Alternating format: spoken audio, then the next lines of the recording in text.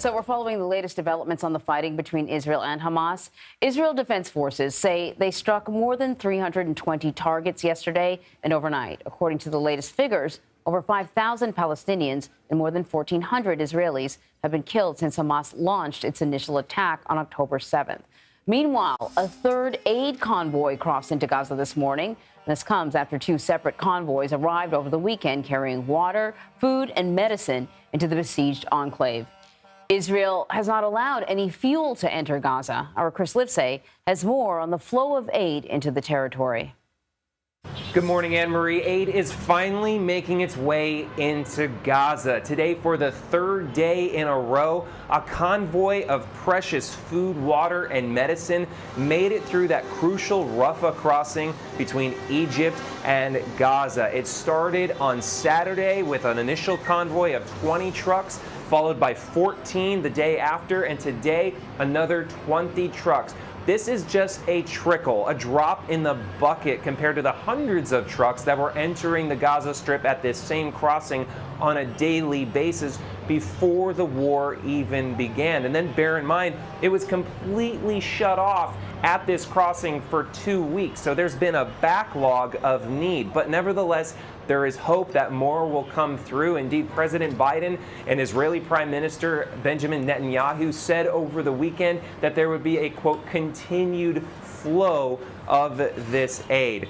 Also at the border with Egypt, Israeli Defense Forces expressing regret for what they said was an accidental firing of an Israeli tank on what turned out to be Egyptian positions, injuring several border guards there at the crossing between Egypt and Israel and Gaza. So just underlining the volatility in this area at the border and, of course, the greater fragility surrounding it here in the region. Anne-Marie?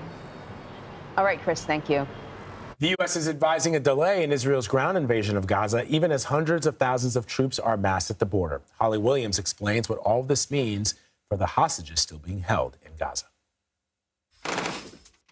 As Israel prepares for a ground invasion of the Gaza Strip, the heartland of Hamas, its prime minister visited with his troops. It's do or die, Benjamin Netanyahu told them. They need to die. And on Israel's northern border with Lebanon, deadly exchanges of fire with Hezbollah, another militant group with ties to Iran, are fueling fears this conflict could expand. There was some good news on Friday night when two American hostages were released. Judith Ranan and her daughter Natalie from Evanston, Illinois, were visiting relatives here when they were kidnapped. Today, Israel raised the number of confirmed hostages to 222. The US says that among them are more Americans. There's Americans stuck in Gaza right now. We want to get them out. There are hostages in Gaza right now. We want to get them out as well. A visiting delegation of American senators is another show of support for Israel. Do you think that Israel should delay its ground invasion until every avenue is attempted to get the hostages out? Israel should destroy Hamas. How you do it is subject to debate. We stand with Israel without apology, and everybody who dies for it, I blame Hamas. But for the families of the hostages, it's agonizing. Their loved ones are being held in the same place that Israel's bombarding. Why they took children, why they took women, why they took... Why? Mai Yerushalmi's sister, Eden, was taken captive by Hamas militants at a festival where the gunmen killed at least 260 people. Eden called her family as she was being kidnapped, and they recorded it. "They've got me," she said. 2 American hostages were freed late on Friday. How did you feel about that? Of course, we was happy. It gives us hope. And even we're jealous because we want this, it would be Eden. Well, CBS Morning's co-host Tony Dokoupil is in Israel, where he sat down with senior advisor to Prime Minister Benjamin Netanyahu, Mark Redgev. Tony asked about the amount of suffering people in Israel and Gaza should be prepared for. And here's what he had to say. I'm a parent of a soldier.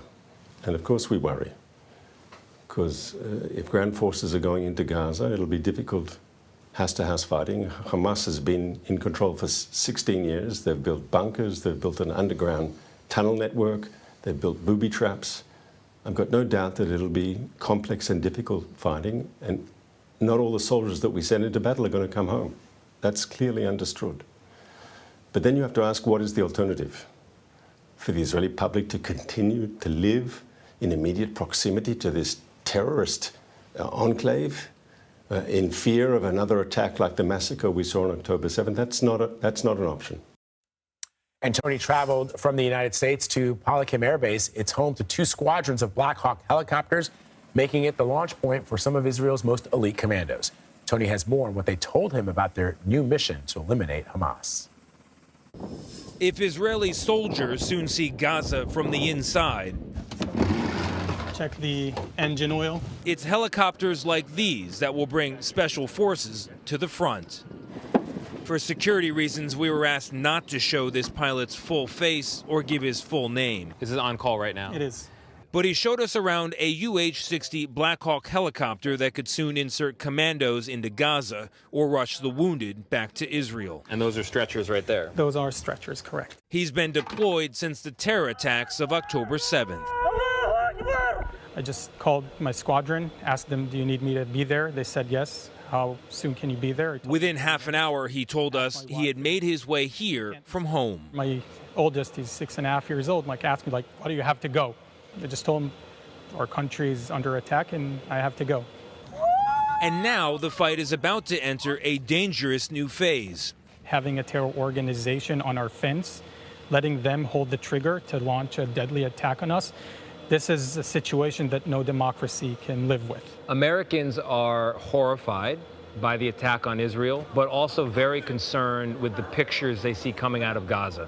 The rubble, the children, the women.